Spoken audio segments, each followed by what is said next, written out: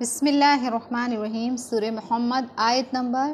22-28۔ فاعوذ باللہ من الشیطان الرجیم، بسم اللہ الرحمن الرحیم۔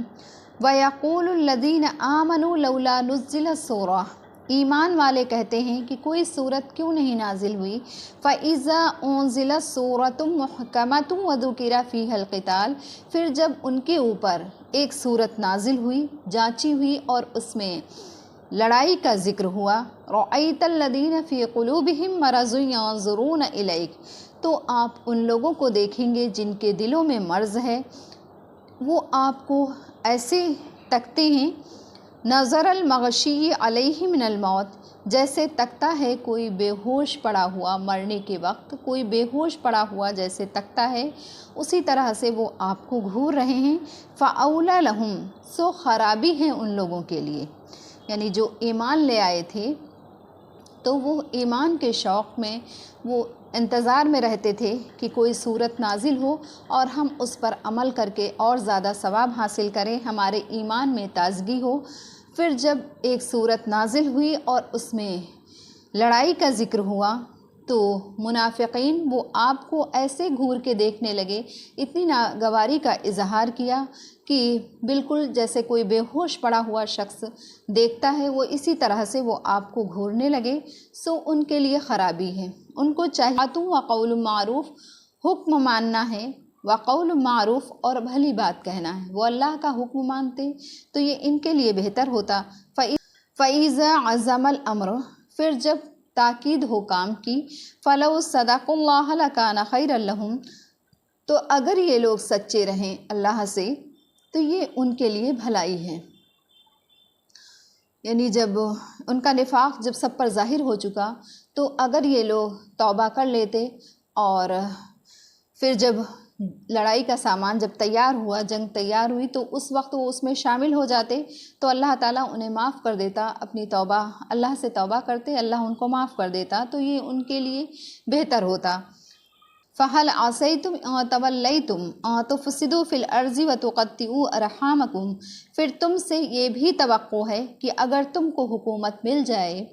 تو تم زمین میں ملک میں فساد پھیلاؤ، وَتُقَطِّعُوا أَرْحَامَكُمْ اور رشتہ داریوں کو قطع کر دو۔ أُولَئِكَ الَّذِينَ لَعَنَهُمُ اللَّهُ فَأَصَمَّهُمْ وَأَعْمَىٰ أَبْصَارَهُمْ، اور ایسے ہی لوگ ہیں کہ جن پر اللہ نے لعنت کی، ایسے ہی لوگ ہیں کہ جن پر اللہ کی لعنت ہو، پھر اللہ نے ان کو بہرا کر دیا اور اللہ نے ان کی آنکھوں کو اندھا کر دیا۔ جہاد کی تاکید اور اس سے پیچھے رہنے والوں کو خطاب کر کے جہاد کے چھوڑنے پر یہ بیان ہے کہ تم لوگ جو جہاد سے کراہت کرتے ہو، جہاد کو ناپسند کرتے ہو، سو اس میں ایک دنیاوی نقصان بھی ہے۔ اگر تم اسی طرح سے جہاد سے کنارہ کش رہو گے تو تم کو یہ احتمال بھی ہے کہ تم تمام آدمی دنیا میں فساد مچا دو اور آپس میں قطع قرابت کر دو، یعنی جہاد سے بڑا فائدہ اقامت عدل و اصلاح امن کا ہے، اگر اس کو چھوڑ دیا جائے تو مفسدوں کا غلبہ ہو جائے۔ یہ وہ لوگ ہیں کہ جن کو اللہ تعالیٰ نے اپنی رحمت سے دور کر دیا، اس لیے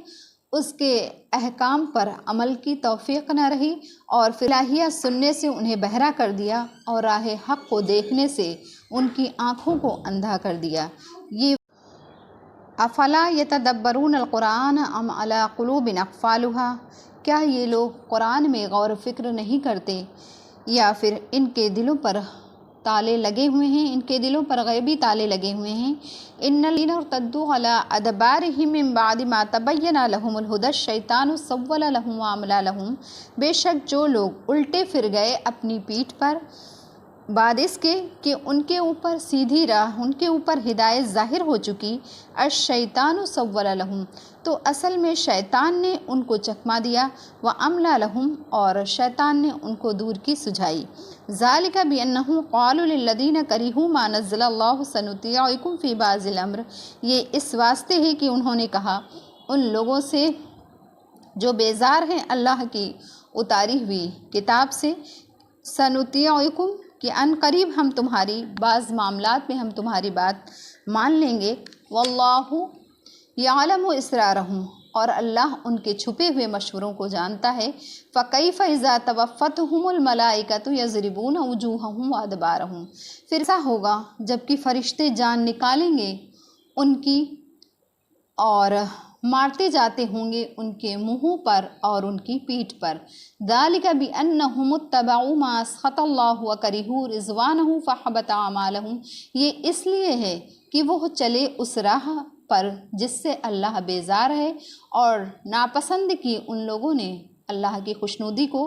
سو فَأَحْبَطَ أَعْمَالَهُمْ، سو اللہ نے ان کے اعمال کو رائگاں کر دیا، اللہ نے ان کے اعمال کو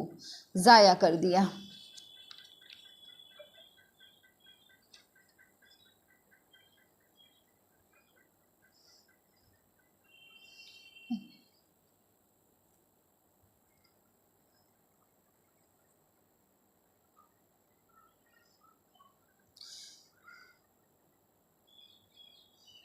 یعنی کیا یہ لوگ قرآن کے مضامین پر غور و فکر نہیں کرتے ہیں، یا پھر غور تو کرتے ہیں مگر دلوں پر ان کے غیبی تالے لگے ہوئے ہیں، اس لیے ان کو بات سمجھ میں نہیں آتی۔ اور جو لوگ حق سے پشت پھیر کر ہٹ گئے بعد اس کے کہ ان کے پاس سیدھا راستہ پہنچ چکا تھا، تو گویا کہ شیطان نے ان کو چکما دیا اور وہ شیطان کی باتوں میں آ گئے اور شیطان نے انہیں دور کی سجائی۔ اس سبب سے ہوا کہ ان لوگوں نے ایسے لوگوں سے جو کہ خدا کے اتارے ہوئے احکام کو حسداً ناپسند کرتے ہیں، مراد اس سے روسائے یہود ہیں جو رسول اللہ صلی اللہ علیہ وسلم سے حسد کرتے تھے اور باوجود حق بات کو جاننے کے وہ اتباع کرنے سے عار سمجھتے تھے۔ حاصل یہ ہے کہ ان منافقین نے روسائے یہود سے یہ کہا کہ ہم بعض باتوں میں تمہارا کہنا مان لیں گے۔ کیا حال ہوگا جب فرشتے ان کی روح کو قبض کر رہے ہوں گے اور ان کے منہوں پر اور ان کی پشتوں پر مارتے جاتے ہوں گے، اور یہ سزا اس سبب سے ہوگی کہ جو طریقہ خدا کی ناراضگی کا تھا تو یہ اسی پر چلے اور اس کی رضا سے انہوں نے نفرت کیا، اس کی رضا کو حاصل نہیں کیا، اس لیے اللہ تعالیٰ نے ان کے سب اعمال کو رائگاں کر دیا۔